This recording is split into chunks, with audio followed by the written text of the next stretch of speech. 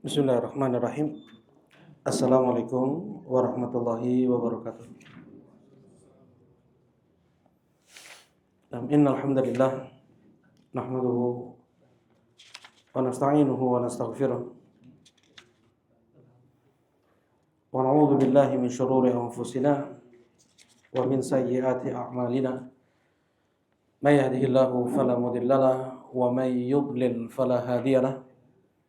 Asyhadu an la ilaha illallah wahdahu la syarika lahu wa asyhadu anna Muhammadan abduhu wa rasuluh sallallahu alaihi wa ala alihi wa sahbihi wa sallama tasliman katsira, amma ba'd.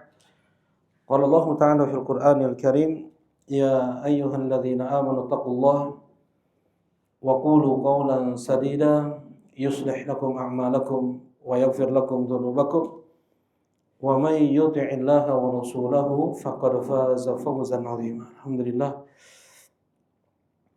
Alhamdulillah bifadlillah wa rahmatihi wa ihsanih.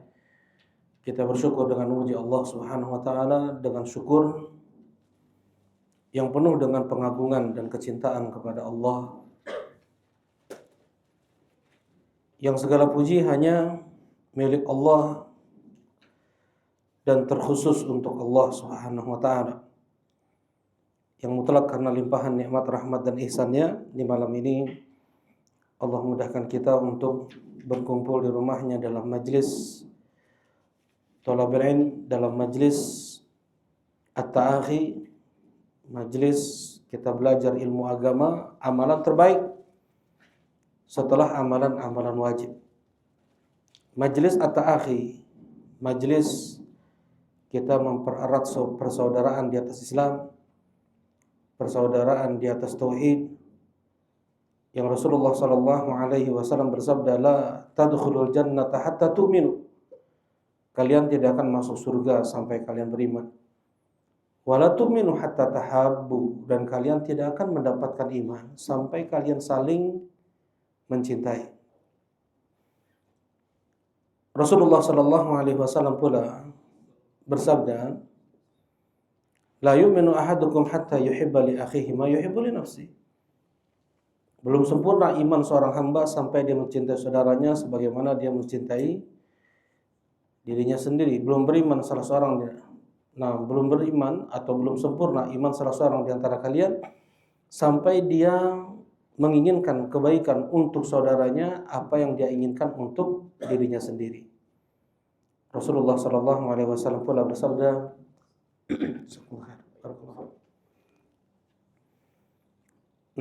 mathalul mu'minin fi tawaddihim wa tarahumihim wa ta'atufihim kamathalil jasad idza ishtaka minhu 'udwan tada'a lahu sa'irul jasad bisahri wal humma.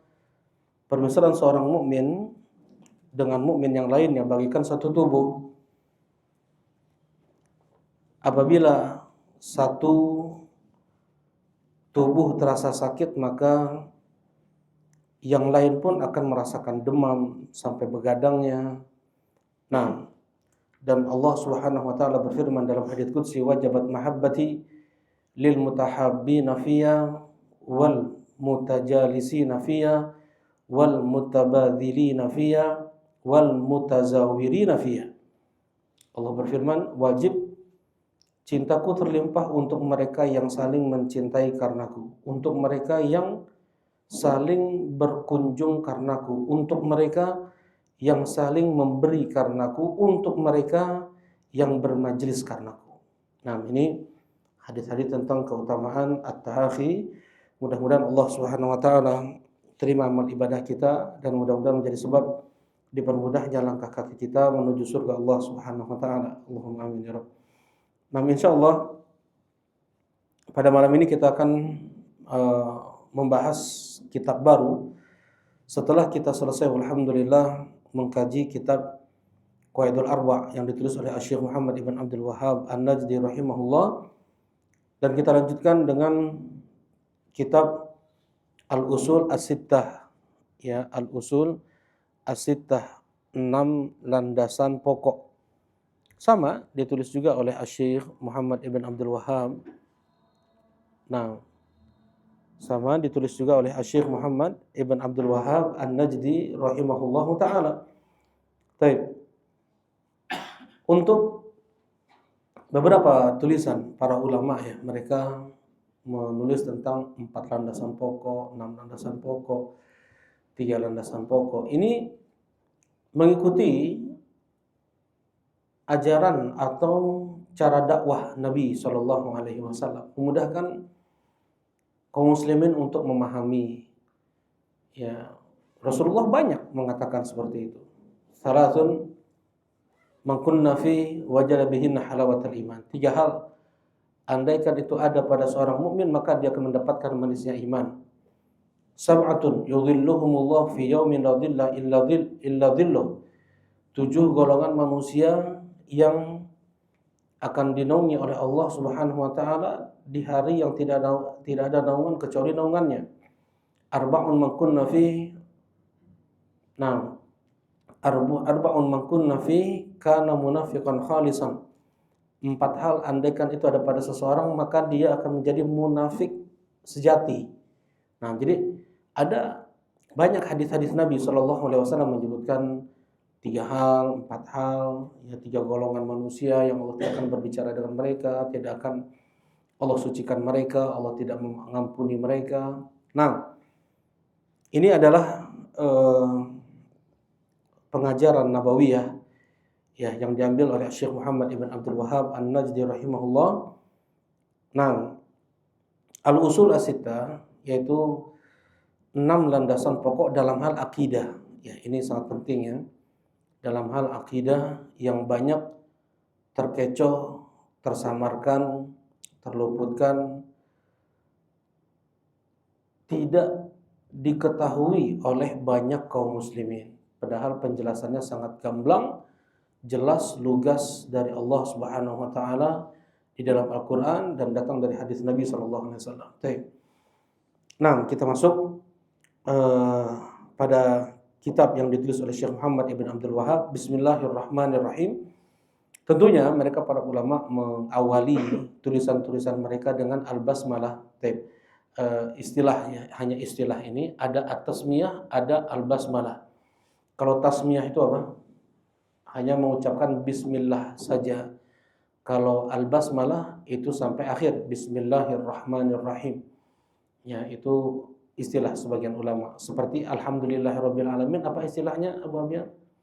Kalau alhamdulillahirabbil alamin. Kalau bismillahirrahmanirrahim basmalah. Kalau takbir Allahu akbar.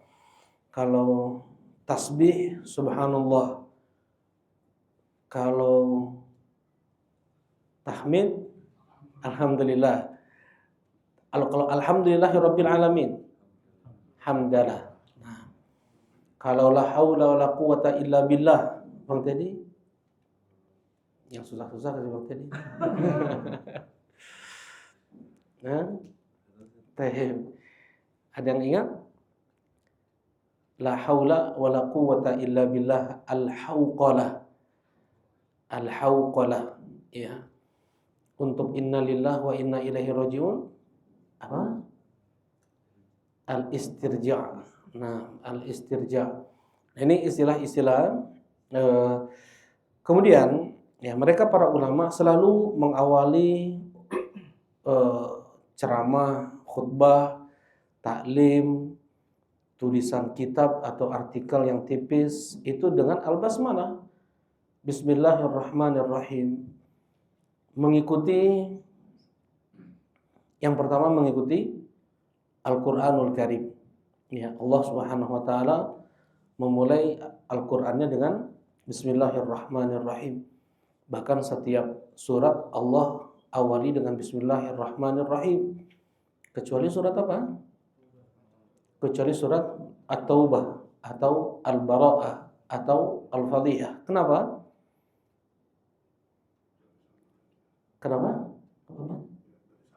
Dari sananya, betul. Nah, ini jawaban yang paling tepat ya. Maksudnya kayak gini.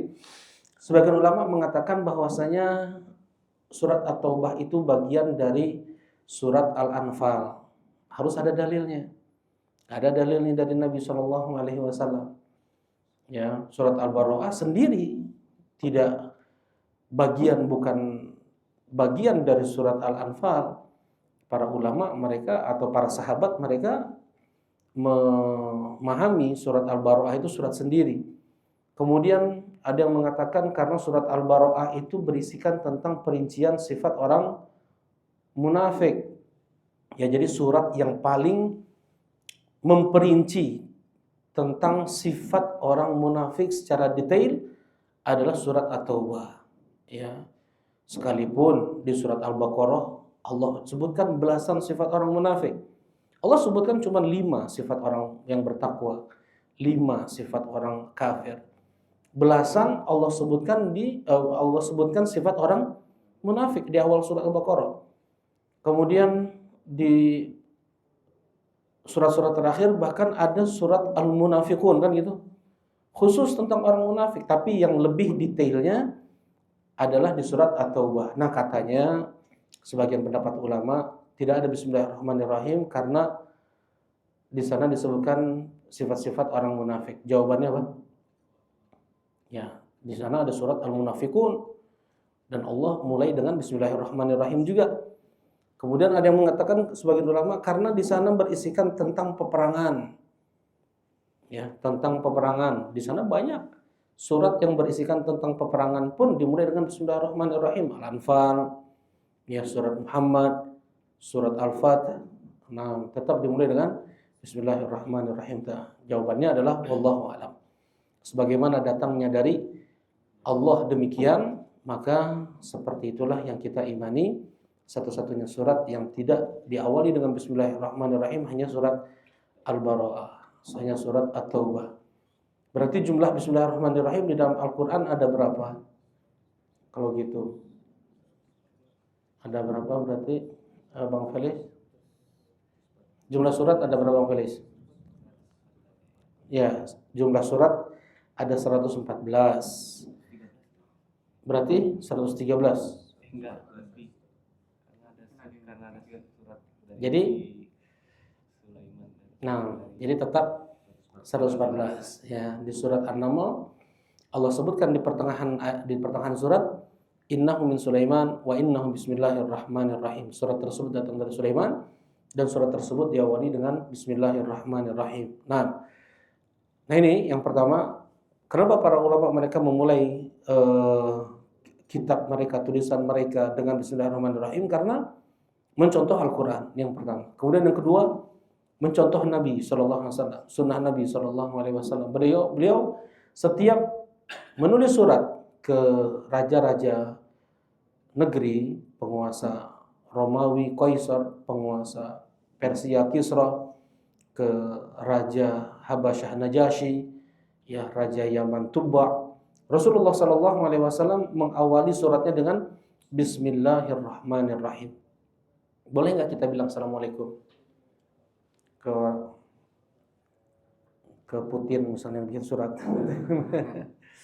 Ya, nggak boleh. Ya boleh. Boleh nggak boleh? Kenapa nggak boleh?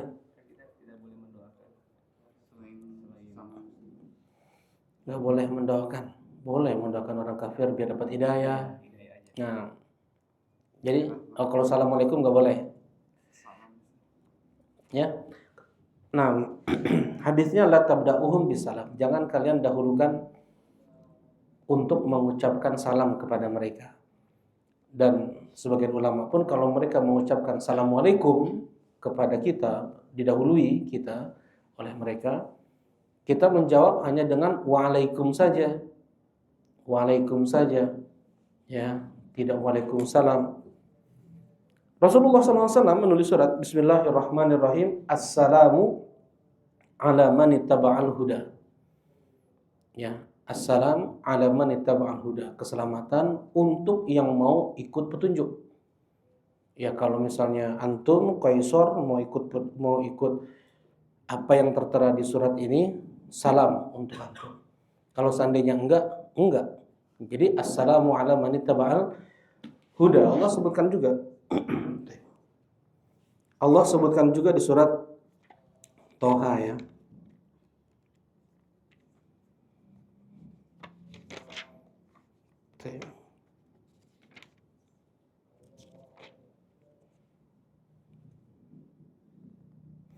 Wassalamu ala manittaba'al huda.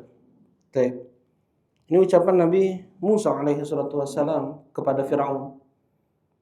Ayat 47 di surat Thaha, Nabi Musa mengucapkan seperti itu kepada Firaun, wassalamu ala manittaba'al huda, dan keselamatan untuk yang mau mengikuti hidayah, yang mau mengikuti petunjuk. Ya, kalau enggak ya enggak. Nah,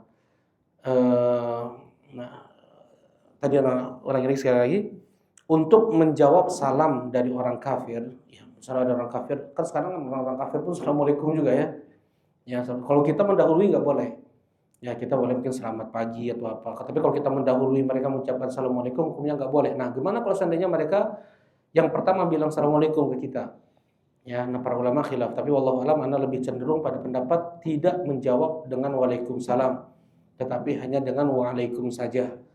Ya, kalaupun memang datang dari Rasulullah SAW kalimat waalaikum saja, waalaikum bukan waalaikum saja gitu, hanya waalaikum gitu.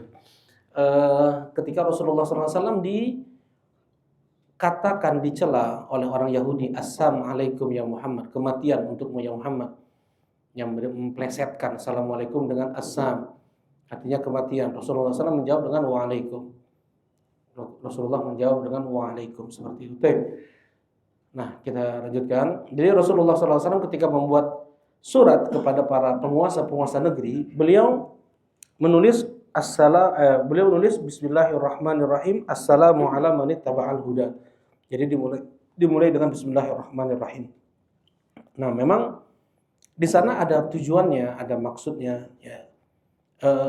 Atau jangankan kaum muslimin ya, jangankan Rasulullah SAW, orang musyrik Quraisy, peninggalan mereka dari leluhur mereka, Nabi Ibrahim, Nabi Ismail, dan pendahulu-pendahulu mereka dulu itu, mereka kalau membuat surat perjanjian itu mesti harus disebut nama Allah dalam perjanjiannya. Apa tulisannya? Apa ucapannya apa? Apa yang tertulis? Bukan Bismillahirrahmanirrahim. Tapi apa? Bismika Allahumma. Dengan namamu ya Allah. Dengan namamu ya Allah. Bismika ya Allah. Allahumma itu lafzul jalalah. Allah, ya Allah, ya Allah. Ya-nya dihapus untuk menunjukkan kalimat, ada huruf ya dihapus ditambah mim musyaddadah setelah lafzul jalalah. Jadi Allahumma artinya ya Allah, begitu ya. Nah, mereka orang-orang musyrikin Quraisy ketika membuat perjanjian antar mereka untuk memboikot kaum muslimin selama 3 tahun itu mereka tulis perjanjian tersebut di kalangan mereka orang kufar Quraisy dengan mengawali tulisan mereka Bismika Allahumma.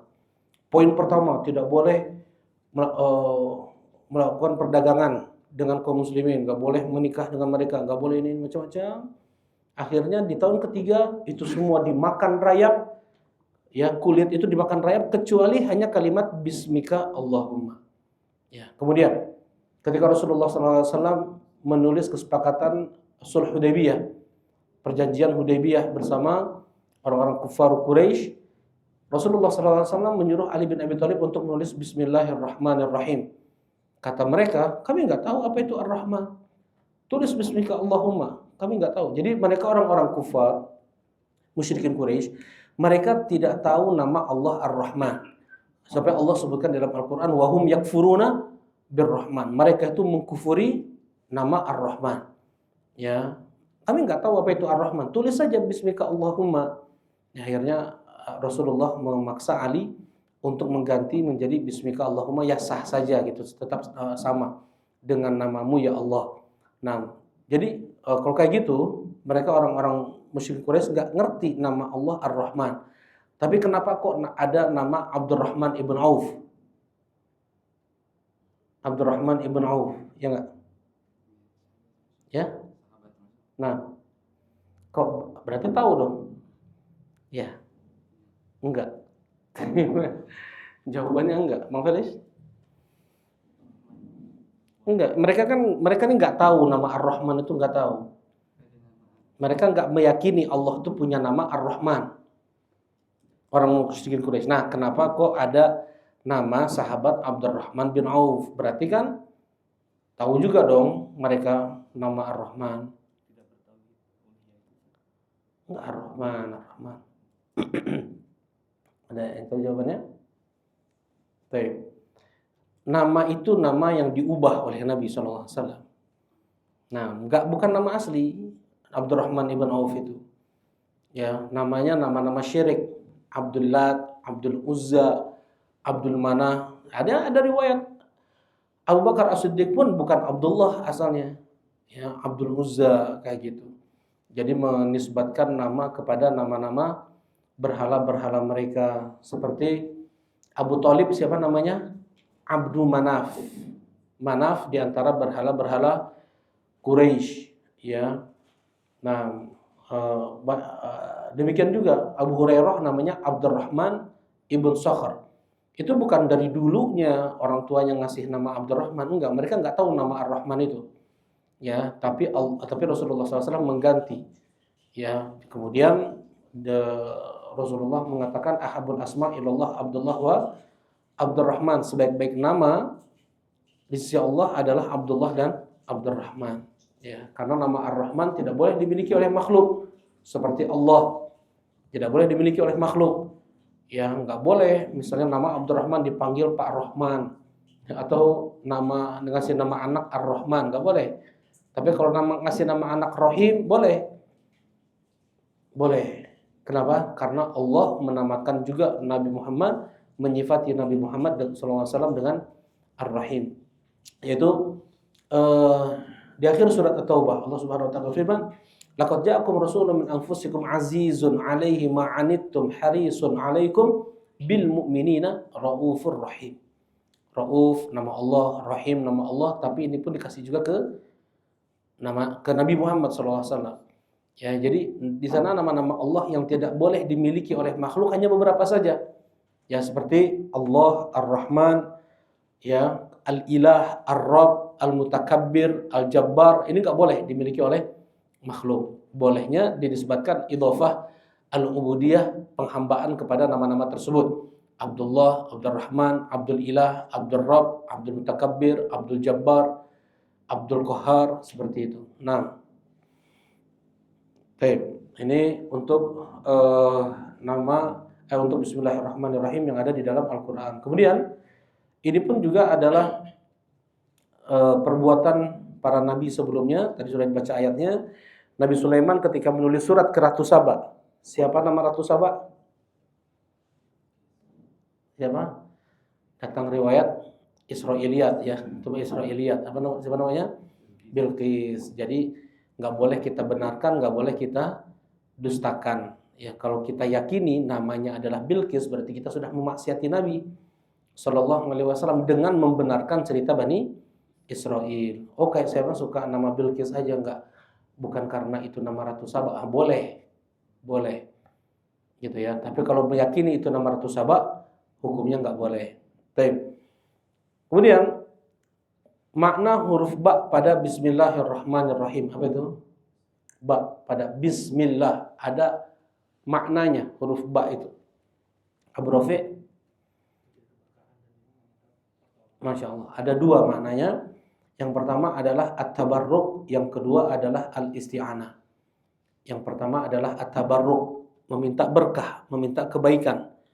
Jadi mengharapkan berkah dan kebaikan, juga meminta pertolongan kepada Allah. Ya. Huruf ba, Bismillah, ya. Makanya lillah, billah, fillah. Apa itu? Beda-beda tuh. Lillah artinya ikhlas karena Allah, billah artinya meminta pertolongan kepada Allah, fillah artinya berjalan di atas syariat Allah. Ya, kita punya dalam menjalani keistiqomahan, dalam menjalani agama Allah, dalam ketaatan kepada Allah, kita tidak boleh lepas dari tiga hal ini. Yaitu apa? Lillah, lakukan itu memang untuk Allah, lillah karena Allah, itu yang diartikan dengan ikhlas. Yang kedua adalah billah. Apa tadi billah? Billah, meminta pertolongan kepada Allah. Meminta pertolongan kepada Allah, isti'anatan billah, bertawakal kepada Allah, meminta pertolongan kepada Allah. Nah, kalau yang ketiga apa? Fillah. Ya, fillah adalah berjalan di atas syariat Allah Subhanahu wa taala. Jadi nggak keluar koridor.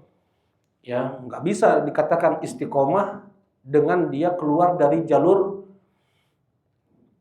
Allah Subhanahu wa taala, dari kitabullah, dari hadis Nabi sallallahu alaihi wasallam, nggak bisa.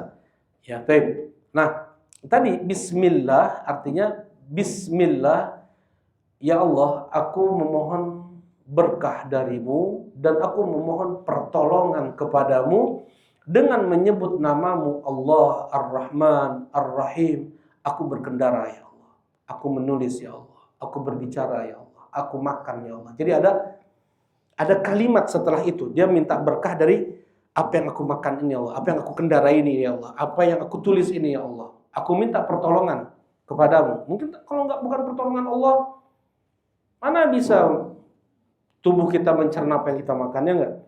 Nah, kemudian tanpa pertolongan dari Allah, seseorang bisa aja dia ngantuk, dia bisa pingsan ketika berkendara. Nabi Nuh alaihi salatu wassalam ketika beliau melayarkan kapal beliau, apa yang beliau ucapkan? Nabi Nuh, ya bismillah dulu. Bismillahi majreha, bismillahi majreha wa mursaha. Ya, bismillahi majroha. Kalau riwayat Hafiz Al-Hasim majreha. Kalau riwayat yang lain tetap majroha. Ya, bismillahi majreha wa mursaha. Nah, jadi minta pertolongan dan berkah dari apa yang beliau layarkan dari kapalnya. Allah Subhanahu wa taala pertama kali turunkan wahyu kepada Nabi sallallahu alaihi wasallam apa? Iqra bismi rabbikal ladzi khalaq. Nah, jadi ada kalimat fi'il atau perbuatan itu sebagian ulama khilaf, ada yang di depan, ada yang di belakang. Aku makan bismillah, aku menulis bismillah. Iqra bismi rabbikal ladzi khalaq. Jelas ini di depan nih. Bismillahi majreha, ini di belakang. Gitu ya. Layar, ya Allah, aku mohon pertolonganmu, layarkan kapal ini. Ya, aku membaca dengan menyebut namamu ya Allah, meminta pertolongan kepadamu dan meminta berkah kepadamu. Itu jadi ketika kita mengucapkan bismillah itu doa minta berkah dan doa minta pertolongan kepada Allah. Kalau bukan karena pertolongan Allah, jari kaki kita kaku, nggak bisa kita menulis. Ya, akal kita nggak tahu, hilang aja apa yang kita hilang aja yang mau ditulis. Ya. Bisa nggak Allah hilangkan, cabut dari kita ingatan, misalnya surat Al-Fatihah hilang, yang sudah kita hafal dari kecil? Bisa. Allah Subhanahu wa taala berfirman, jangankan kita, Nabi Muhammad sallallahu alaihi wasallam, wala in syi'na la nadhhabanna billadzi auhayna ilaika tsumma. Andaikan kami mau ya Muhammad, kami akan cabut darimu apa yang sudah kami wahyukan kepadamu. Semuanya tuh Nabi Muhammad bisa nggak ingat apa-apa lagi Al-Quran yang sudah Allah wahyukan kepada Rasulullah SAW di surat Al-Isra. Ya, untuk kita bisa istiqomah juga. Rasulullah SAW untuk bisa istiqomah, beliau terus bagaimana tekanan fisik, tekanan mental dari orang-orang kufar kepada Rasulullah dan kaum muslimin. Laula an tsabbatnak laqad kitta tarkanu ilaihim syai'an qalila. Andaikan bukan kami yang mengokohkanmu ya Muhammad, engkau akan cenderung kepada mereka walaupun sedikit. Ya, nah ini perlu pertolongan dari Allah Subhanahu wa taala. Nah, ketika kita meminta berkah dan meminta pertolongan, kita bertawasul. Kita bertawasul dengan menyebut nama Allah Ar-Rahman dan Ar-Rahim. Allah Subhanahu wa taala berfirman, "Walillahil asmaul husna fad'uuhu biha." Dan sesungguhnya Allah memiliki nama-nama yang husna, berdoalah kalian dengan menyebut nama-nama Allah yang husna tersebut. Nah, dengan kita mengucapkan bismillahirrahmanirrahim, kita sudah bertawasul dengan menyebut nama-nama Allah. Itu Allah Ar-Rahman dan Ar-Rahim. Ya. Syekh Utsaimin rahimahullah ta'ala, beliau punya anak laki-laki 3. Namanya semuanya dari bismillahirrahmanirrahim. Abdullah, Abdurrahman, dan Abdurrahim. Ya, jadi sebagian ulama mengatakan ini nama terbaik Allah karena Allah sering mengulangnya. Karena Allah sebutkan di Bismillahirrahmanirrahim. Allah nggak ada satupun mengawali suratnya dengan Bismillahirrahmanirrahim qahhar, Bismillahirmutakabbiril jabbar, ya, Bismillahil-khaliq ar-razzaq misalnya, enggak. Ya, Allah bahkan Allah menyebutkan kasih sayangnya, rahmatnya. Inna rahmati ghalabat ghadabi. Sesungguhnya rahmatku mengalahkan murkaku. Jadi nah, kalau Syekh Utsaimin rahimahullahu taala beliau menyebutkan keagungan 3 nama Allah ini, Allah Ar-Rahman dan Ar-Rahim. Jadi nama anak-anaknya Abdullah 1, Abdurrahman 1, Abdurrahim 1. Nah, jadi jelas ya, kalau kita ketika kita mengucapkan bismillah artinya kita berdoa tuh. Kita berdoa kepada Allah, minta berkah, minta pertolongan, dan doa kita agar dikabulkan, kita bertawassul dengan menyebut nama-nama Allah yang 3 ini. Dengan kita sebut nama Allah, Allah Ar-Rahman dan Ar-Rahim. Dan Allah, nama Allah atau lafzul jalalah adalah nama terbaik Allah. Nama Allah yang paling agung. Apa artinya, Kang Hekal? Kang Hilal lagi. Kang Hilal. Gak bisa, Kang Adit. Gimana Kang Hilal? Nama Allah, arti kalimat Allah itu nggak sopan sih sebenarnya. Bilangnya harusnya apa? Lafzul jalalah, kalimatul jalalah, ya, atau kalimatul azamah, kalimat agung, kalimat mulia. Tapi kalau kita bilang kalimat mulia itu maksudnya udah Allah gitu ya. Nah, apa artinya? Kan semua nama Allah itu husna ya. Walillahil asmaul husna. As-Sami' maha mendengar, Al-Basir maha melihat, Ar-Razzaq maha memberi rezeki. Nah, kalau Allah, nah, Kang Adit udah ini waktu di sini. Enggak, udah di Toba kalau nggak salah. Kang Adit. Ya, Masya Allah, jazakallah khair. Yang disembah, yang diibadahi, yang dipertuhankan. Jazakallah khair. Betul jawabannya. Yang disembah, yang diibadahi, yang dipertuhankan. Ini nama yang paling agung. Nah, dan ya perlu kita ingat ya. Ketika seseorang dia berdoa dengan menyebut Allahumma, berarti dia sudah menyebut bertawassul dengan seluruh nama-nama dan sifat-sifat Allah. Semua nama-nama dan sifat-sifat Allah itu kembali ke nama Allah, ke nama Allah, ke nama Allah. Ya. Nah, berbeda dengan Al-Hayyu. Al-Hayyu adalah semua nama-nama Allah yang sifatnya itu dzatiyah kembali ke nama Allah Al-Hayyu. Panjang nanti jelaskan ya. Al-Qayyum itu nama-nama Allah atau sifat-sifat Allah yang itu adalah fi'liyah, sifatnya kembali ke nama Allah Al-Qayyum. Jadi nama Allah Al-Hayyul Qayyum ini luar biasa dahsyat juga memang. Tetapi itu masih kalah dahsyatnya dengan nama Allah. Kenapa? Karena satu nama Allah ini mencakup seluruh nama-nama dan sifat-sifat Allah Subhanahu wa taala. Ya, ini dikatakan oleh Al-Hafidz Ibnu Qayyim rahimahullah taala. Karena yang namanya yang dipertuhankan, yang disembah, yang diibadahi, dia harus memiliki sifat nama-nama yang husna tersebut dan sifat-sifat yang ula. Kalau nama husna, kalau sifat ula. Walillahil matsalul a'la. Ya, ula artinya yang tinggi, yang luhur. Baik. Nah, kalau Ar-Rahman dengan Ar-Rahim apa bedanya? Nama Allah Ar-Rahman dan Ar-Rahim apa bedanya? Rahman umum. Kalau Ar-Rahim untuk kaum muslimin. Jazakallah khair. Ar-Rahman itu umum untuk seluruh alam semesta, sedangkan Ar-Rahim itu untuk kaum muslimin saja. Dan ada yang mengatakan bahwasanya Ar-Rahman itu adalah kembalinya hanya kepada Allah. Ya, sedangkan Ar-Rahim barulah itu rahmat yang Allah berikan kepada makhluknya. Nah, ada yang mengatakan Ar-Rahman adalah kasih sayang Allah yang tidak pernah putus. Ya, sedangkan Ar-Rahim adalah kasih sayang Allah yang terbatas. Seperti itu. Nah, bismillahirrahmanirrahim. Al-usul as-sittah. Al-usul as-sittah, 6 landasan pokok. Ya, al-usul asal. eh, 6 landasan. Min a'jabil ujab. Ya, min a'jabil ujab, udah bahasa Indonesia. A'jab, ujab, ajaib. Ajaib ada bahasa Indonesia kan? Ajaib, ajaibun dahr. Keajaiban zaman, bahasa Arabnya ajaibun dahr. Udah menjadi bahasa Indonesia. Nah, min a'jabil ujab, termasuk dari keajaiban, keanehan, hal yang mengherankan, gitu. Ya, yang paling mengherankan, bukan hanya yang mengherankan, keajaiban, enggak, yang paling ajaib, yang paling aneh, yang paling mengherankan.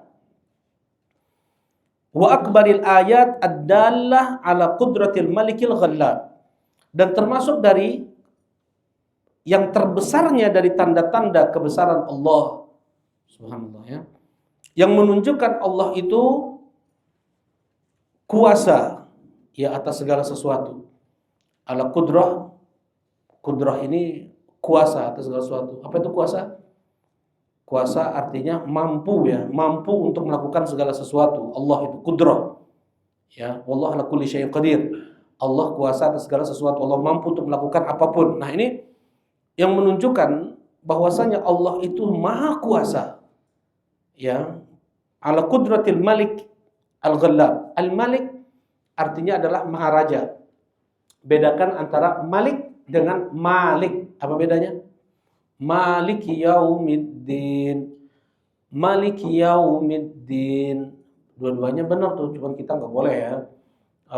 Kalau kita bacanya Hafaz an-Asim, ya Hafaz an-Asim aja, jangan campur-campur, kecuali kita menguasai juga riwayat yang lain. Kayak Warsh an-Nafi' memang Maliki yaumiddin, nggak ada matnya. Ya, kalau kita Hafaz an-Asim ada matnya, Maliki yaumiddin. Dua-duanya benar datang dari Nabi SAW. Tapi nggak boleh kita baca campur-campur kayak gitu. Nah, apa arti Malik? Raja. Bukan. Apa? Malik. Bukan. Malik itu bukan raja. Bukan. Sama, penguasa sama raja. Tadi Anda bilang, kalau Malik nggak ada mat, artinya raja, penguasa.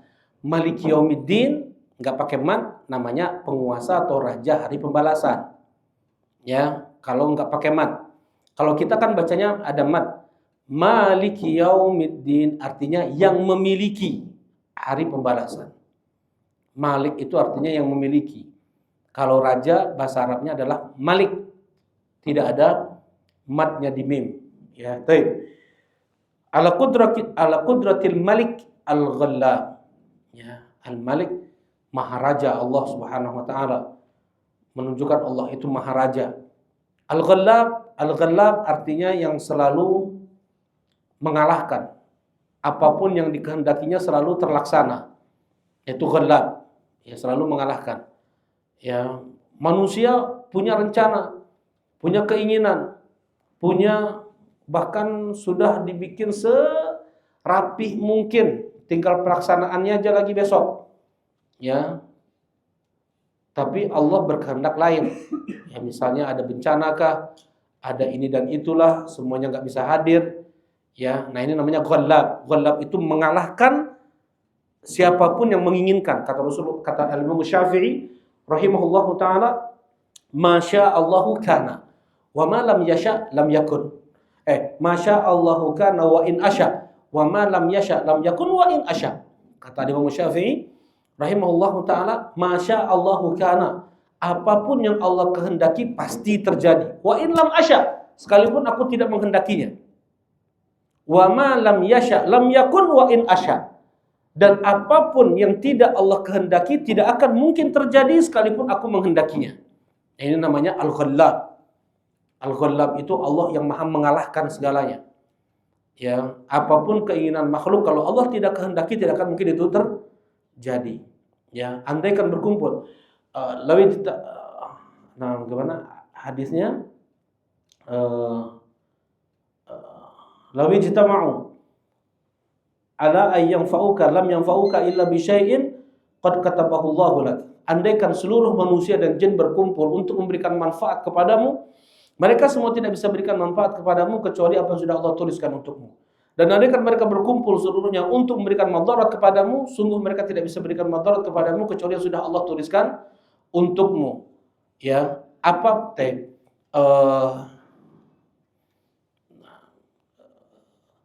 Gimana lanjutan hadisnya? Teh. Lanjutan hadisnya? Teh, apa yang dituliskan untukmu tidak akan meleset. Gimana? Enggak, bukan. Rufi'al bukan. Sebelumnya. Jadi apapun yang akan mengenaimu nggak akan meleset. Apapun yang tidak akan menimpamu, nggak akan kena gitu. Apapun yang dituliskan untukmu pasti akan kena. Nanti ya, insyaallah kita lanjutkan pada Isya ya. Alhamdulillah. Sallallahu alaihi wasallam. Assalamualaikum warahmatullahi wabarakatuh. Bismillahirrahmanirrahim. Assalamualaikum warahmatullahi wabarakatuh. Alhamdulillah. Wassalatu wassalamu ala Rasulillah. Amma ba'd.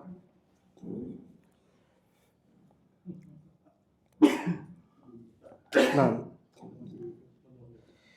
Qala asy-syekh rahimahullahu ta'ala min ajabil ujab wa akbaril ayat ad-dalati ala qudratil malikil ghallab sittatu usulin bayyanaha Allah ta'ala bayanan wadihan lil awam fawqa ma yadhunnu adh-dhannun thumma ba'da hadha ghalita fiha kathir min adhkiya'il alam wa uqala bani adam illa aqallal qalil. Di antara yang sangat menganehkan dan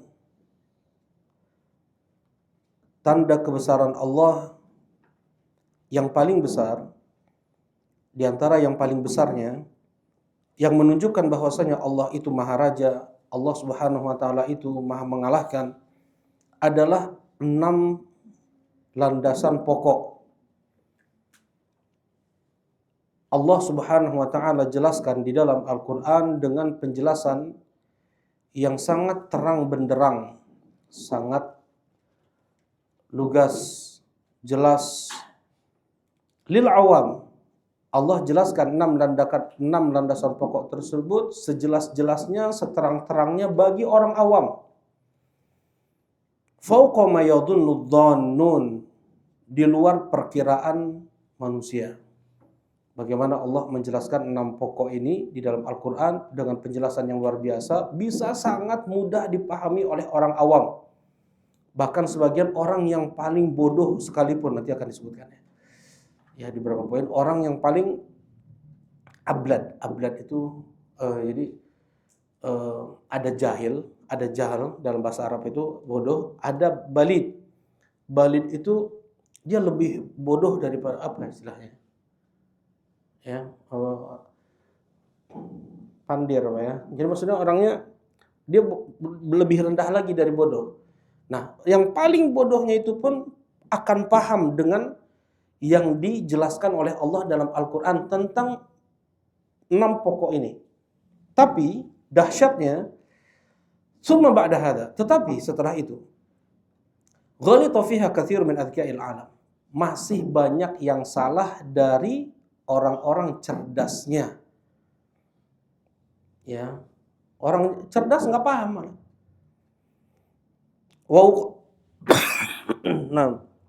Wa qala bani Adam, dan para cendekiawan, para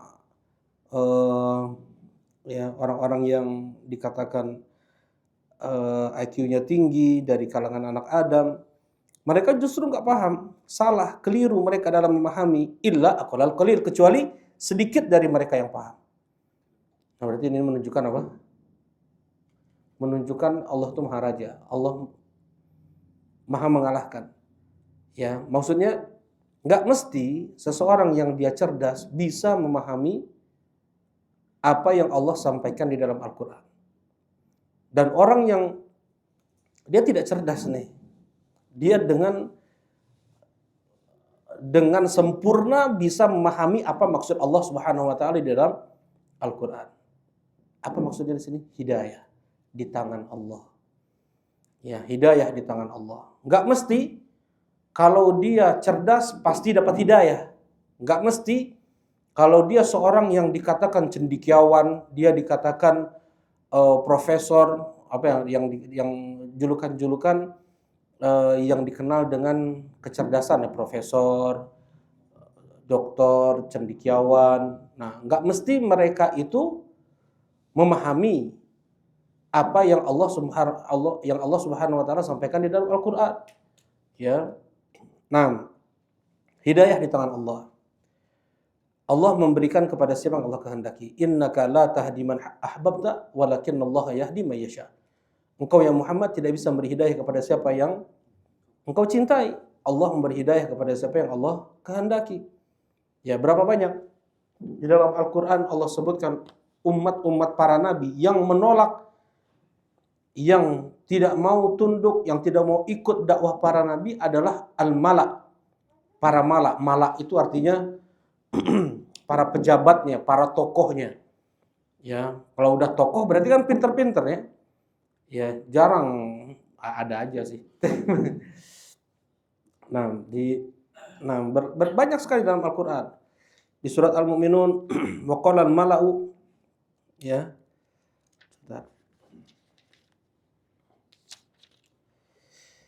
Faqala al-mala'u alladziina kafaru min qaumihi, berkata para mala', para pejabat, para tokoh di kaum Nabi Nuh, ma hadza illa basyarun mislukum. Tidaklah Nuh itu kecuali manusia seperti kalian. Yuridu ayatafaddala alaikum, dia ingin menonjolkan diri di antara kalian. Walau sya'allahu la anzala malaikatan ma sami'na bihadza fi abaina al-awwalin. Kalau seandainya Allah inginkan, Allah akan turunkan malaikat untuk mendakwahkan apa yang dia sampaikan itu. Baik. Kemudian di ayat setelahnya gitu juga, wa qala al-mala'u min qaumihi alladziina kafaru, berkata para mala'. Nah, dan yang memerangi dakwah Nabi sallallahu alaihi wasallam di Mekah siapa? Para mala', para tokoh-tokohnya, Abu Jahal, Walid bin Mughirah. Nah, kemudian Umayyah ibn Khalaf. Walid bin Mughirah ini ayah dari Khalid bin Walid. Umayyah bin Khalaf ini ayah dari Safwan ibn Umayyah. Ya, para tokoh-tokoh ini para pedagang luar biasa. Kemudian Abu Jahal, nah dijuluki saja Abu Jahal. Kalau ininya siapa? Kunyah aslinya siapa? Abul Hakam. Namanya siapa? Nama Abu Jahal. Amr bin Hisham.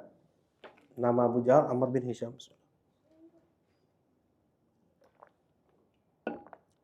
Nama Abu Jahal Amr bin Hisham. Nah, Rasulullah pernah mendoakan, Allahumma a'izzal Islam bi ahadil umarain. Ya Allah, muliakanlah Islam dengan salah satu Umar. Maksudnya Umar bin Khattab atau Amr bin Hisham Abu Jahal. Rasulullah pernah mendoakan, berilah hidayah ke salah satu Umar ini. Atau Umar bin Khattab atau Amr bin Hisham Abu Jahal. Allah lebih memilih siapa? Umar bin Khattab radhiyallahu taala anhu. Nah, jadi mereka Abu Jahal dikatakan atau kunyah aslinya adalah Abul Hakam karena kecerdasan dia, ya, untuk mengislahkan atau untuk mendamaikan orang yang bertikai. Ya, mereka menerima hukum Abu Jahal, saking cerdasnya Abu Jahal ini. Dan digunakan kecerdasannya itu untuk membuat makar, tipu daya, menghancurkan Islam. Ya, karena itu Rasulullah menjuluki dia dengan Abu Jahal, begitu ya.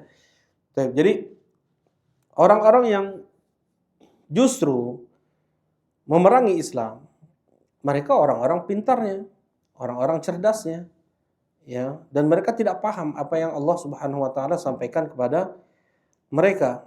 Ya, maksudnya jangankan orang yang dikatakan muslim, cerdas, ya, sekolahnya di luar negeri, bukan sekolah umum, sekolah agama, ya, dialah yang membawa orang-orang untuk doa di kuburan. Ya, mereka yang bawa jamaah berbis-bis untuk meminta-minta ke para mayit soleh itu. Ya, padahal Allah Subhanahu wa taala menjelaskan dalam Al-Qur'an sejelas-jelasnya tentang tauhid. Nanti akan kita bahas. Ya, maksudnya kemudian tentang wa'tasimu bihablillahi jami'ah. Ya, ini poin yang kedua adalah kita harus bersatu di atas Islam. Justru yang membuat perpecahan di kalangan kaum muslimin, yang membuat organisasi-organisasi dan fanatik dengan organisasinya, partai-partai, golongan-golongan, kelompok-kelompok, itu pun orang-orang pintar juga tuh. Orang-orang pintar juga tuh. Ya, tetapi Allah tidak beri hidayah kepada mereka. Justru mereka yang menyebabkan terjadinya perpecahan di kalangan kaum muslimin, dan Allah membenci perpecahan itu. Ya, Allah mencela terjadinya perpecahan di kalangan kaum muslimin. Yang membuatnya siapa? Bukan orang kafir, orang Islam. Orang Islam. Baik. Nah, ini hidayah itu di tangan Allah Subhanahu wa taala. Tidak mesti, kalaupun sekalipun dia keluarga Nabi, pasti dapat hidayah. Pasti dia paham. Baik. Ya gitu ya. Jadi nggak mesti kalau dia keluarga Nabi pun paham dengan apa yang disampaikan oleh Allah Subhanahu wa taala. Contohnya siapa? Abu Thalib. Kemudian Abu Lahab. Kalau dari kalangan anak Nabi, siapa? Bukan Nabi Muhammad maksudnya. Yang tidak Allah kasih hidayah, anak Nabi Nuh, ayah Nabi Ibrahim, istri Nabi Lut, istri Nabi Nuh. Mereka kan keluarga dekat Nabi, tetapi mereka tidak diberi hidayah oleh Allah Subhanahu wa taala. Jadi nggak mesti orang dekat Nabi sekalipun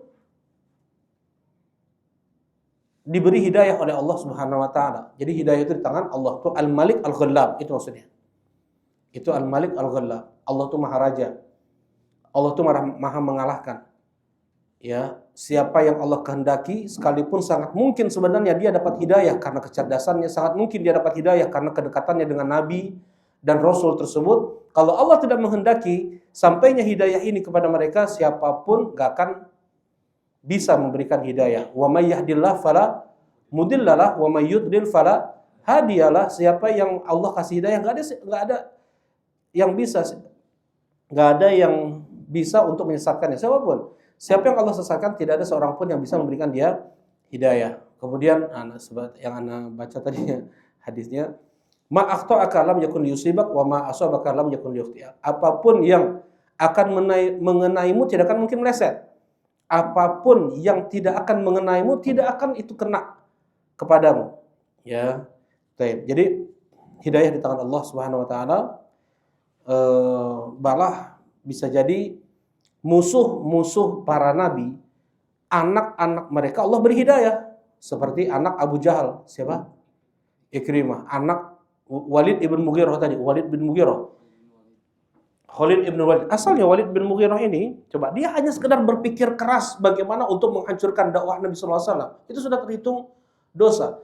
Demikian pula ketika seorang dia berpikir keras untuk bagaimana bisa tersebar Islam ini, itu sudah terhitung pahala. Allah Subhanahu wa taala berfirman di surat Al-Mudaththir, "Tsumma fakkara wa qaddar."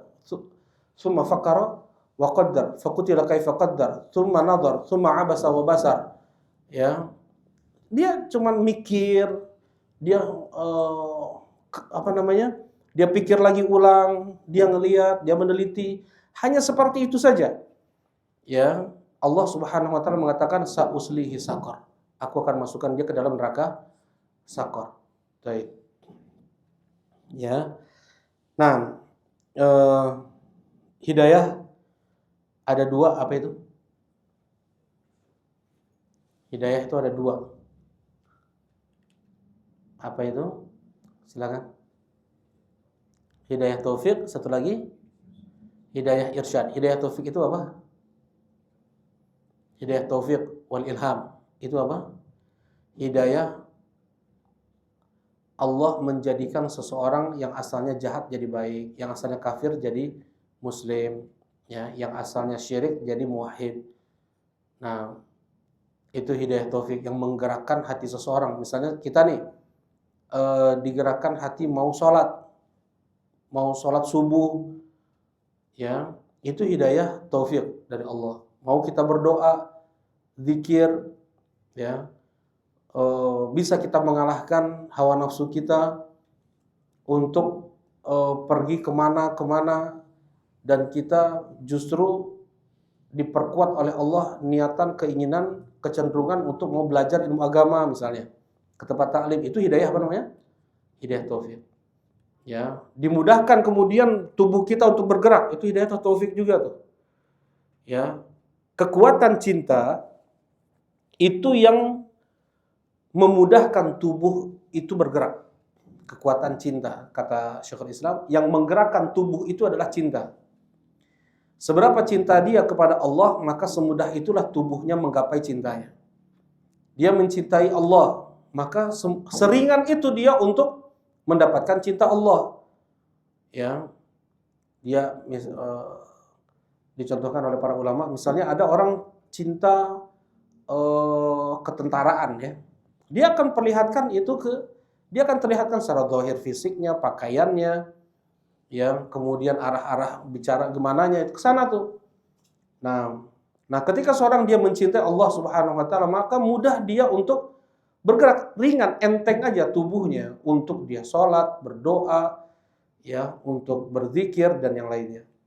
Yang menggerakkan seseorang itu adalah cinta. Itu kata Syekhul Islam Ibnu Taimiyah. Semakin kuat cintanya kepada sesuatu, maka semakin ringan tubuhnya untuk meraih sesuatu tersebut. Yang seseorang yang dia cinta terhadap dunia, ringan banget itu. Dia untuk untuk meraih dunia tersebut, walaupun dia harus berjalan ratusan kilometer, ya, walaupun harus menghadang banjir, badai, ya, terik panas matahari, macet, pun tetap diraih karena cintanya kepada dunia. Baik. Nah, illa aqallal qalil, kecuali sedikit dari orang cerdas itu yang Allah kasih hidayah. Nah, jadi patokannya bukan karena ini kalau orang cerdas nggak masuk agama Islam, berarti agama Islam nggak benar.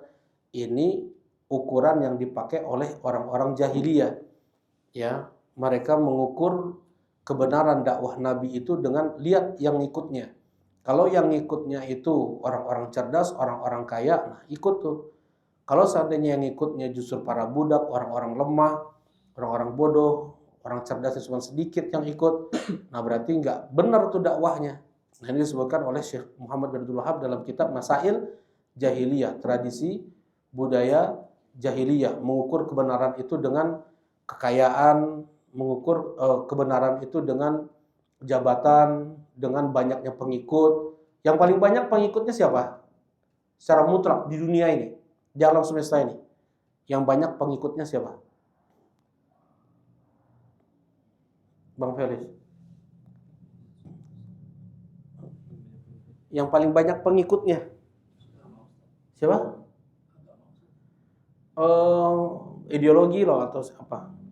Atau yang paling banyak yang ngefans gitu. Siapa? Abu Abian? Bukan. Wah, ya baru datang itu. Dunia. Ateis paling sedikit. Enggak, ateis itu paling sedikit. Nasrani. Yang paling banyak, kalau umat paling banyak umat Nabi Muhammad kan? Ya enggak? Umat paling banyak Nabi Muhammad. Yang kedua siapa? Umat Nabi Musa alaihissalam. Masih ada yang mengalahkan umat Nabi Muhammad dan Nabi Musa. Ya? Siapa? Nabi Isa? Enggak. Nabi terbaik Bani Israel itu Nabi Musa. Semua orang Kristen tetap dia menganut agama Nabi Musa kan? Syaitan, iblis. Ya kan? Yang paling banyak pengikutnya siapa? Iblis. Yang banyak pengikutnya, yang paling banyak ngefans. Iblis kan gitu. Nah, kata iblis, "Summa la'atiyanahum min baini aydihim wa min khalfihim wa an aymanihim wa an syama'ilihim wa la tajidu aktsarahum syakirin." Aku akan datangi mereka dari depan, dari belakang, dari kanan, dari kiri sampai engkau tidak dapatkan kebanyakan mereka itu bersyukur ya Allah. Jadi kebanyakan manusia justru Allah sesatkan. Ya, summa la'ughwiyannahum ajma'in illa ibadaka minhumul mukhlasin. Kata iblis, aku akan sesatkan seluruh anak Adam kecuali hambamu yang kau beri keikhlasan. Hanya sedikit yang Allah selamatkan. Ya, kebanyakannya menjadi pengikut iblis. Baik. Al-aslul awal, masih cukup enggak waktunya nih? Al-aslul awal ikhlasuddin lillahi ta'ala wahdahu la syarikalah wa bayanu diddihi alladhi huwa syirku billah. Baik. Poin yang pertama, landasan yang pertama adalah ikhlasuddin lillah. Memurnikan ibadah hanya untuk Allah. Memurnikan ibadah hanya untuk Allah Ta'ala. Wahdahu la syarikalah. Wahdahu la syarikalah, ini penguat nih. Sebenarnya ikhlasuddin itu udah jelas ya, udah ngerti kita.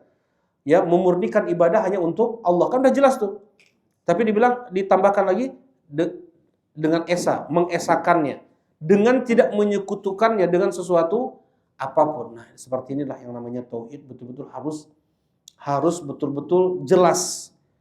Ya, jangan sampai seseorang dia masih terkotori dengan kesyirikan apapun, baik itu syirik besar atau syirik kecil. Ikhlas, ya sering Anda contohkan ikhlas itu dengan apa? Air ya, al-ma'ul khalis, air yang khalis, air yang jernih, air yang murni. Allah Subhanahu wa taala menamakan susu yang murni, yang tidak tercampur dengan apapun itu labanan khalison, susu yang ikhlas. Kata Allah Subhanahu wa taala, wa inna lakum fil an'ami la ibrah, sesungguhnya ada pada binatang ternak itu pelajaran bagi kalian. Ya, wa inna lakum fil an'ami la ibrah, nusqikum mimma, nah, wa inna lakum fil an'ami la ibrah. Nusqikum mimma fi butunihi min baini farthi wa damin labanan khalisan. Kami beri minum kalian dari perut binatang ternak tersebut antara kotoran dan darah. Ya, kata Allah Subhanahu wa taala, min baini farthi wa dam. Antara farth itu kotoran, wadam itu darah. Di antara keluar dari itu labanan khalison. Susu yang khalis, yang ikhlas, yang murni. Tidak ada satu kotoran pun jatuh ke sana. Tidak ada satu darah pun netes ke situ.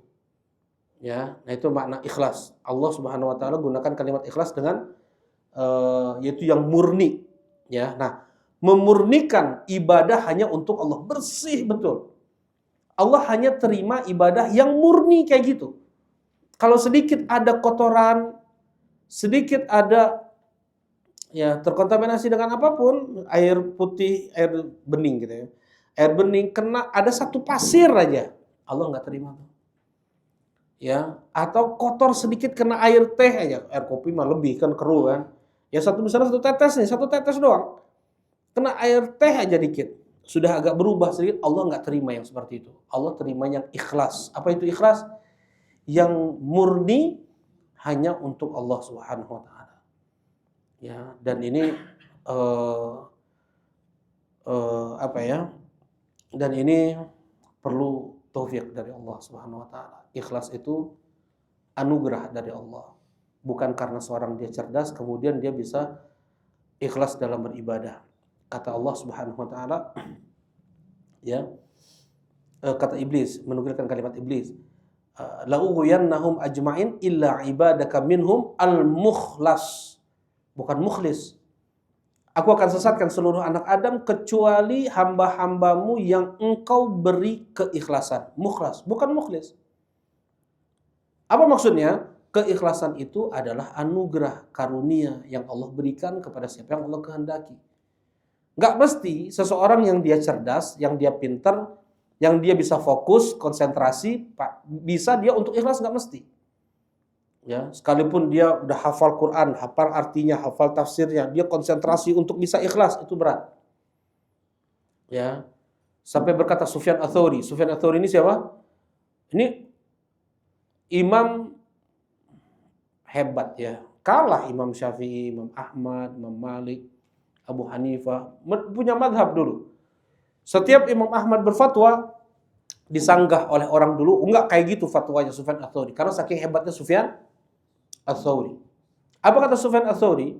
Ma'allajtu nafsi, aku tidak benahi diriku dalam berupaya bersungguh-sungguh seperti aku berupaya untuk bisa ikhlas. Maksudnya untuk bisa ikhlas itu yang mungkin sampai ulama mengatakan ini yang paling beratnya bagi kami. Sampai Imam Ahmad rahimahullah ta'ala ketika ditanya tentang Musnad Ahmad. Sekarang kan Musnad kitab hadis yang paling banyak yang sampai kepada kita itu adalah Musnad Ahmad. Ada 20.000 hadis. Sekarang dicetak 50 jilid. Nah, kata Imam Ahmad ketika ditanya, apakah engkau kumpulkan hadis ini, kau tulis hadis ini ikhlas karena Allah? Jawabannya, maksudnya pertanyaannya ngeri kan? Nah, itu ikhlas nggak? Baik. Imam Ahmad al-ikhlas aziz. Ikhlas itu aziz. Aziz ini banyak artinya ya. Aziz ini nggak semuanya arti mulia. Nggak, aziz itu artinya susah, sulit.